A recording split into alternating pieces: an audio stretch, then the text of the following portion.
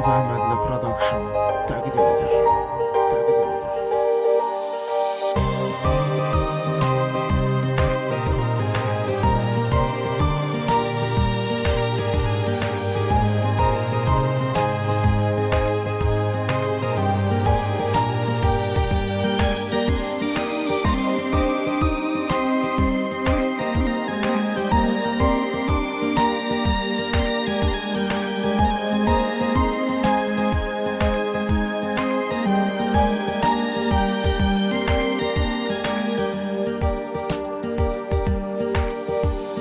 Səni sevən tek insan olmuşam, xəyallarıma qurban olmuşam.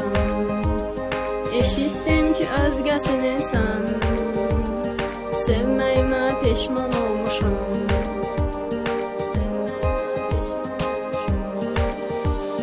Bir dəfəni get həyatımdan, get həyatımı məhv elədin sən. Daha ümidim qalmayıb artıq, sevgimə çox səhv elədin sən. Bir dəfəni get həyatımdan, get həyatımı məhv elədin sən. Daha ümidim qalmayıb artıq, sevgimə çox səhv elədin sən.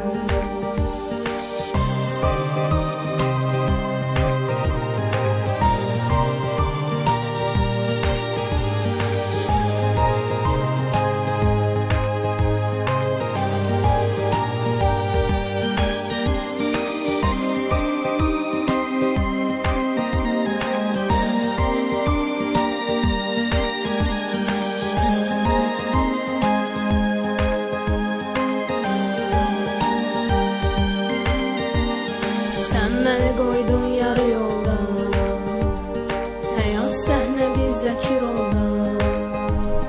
Verməmsən sevgimə qiymət, sevgini gördüm Niyapolda.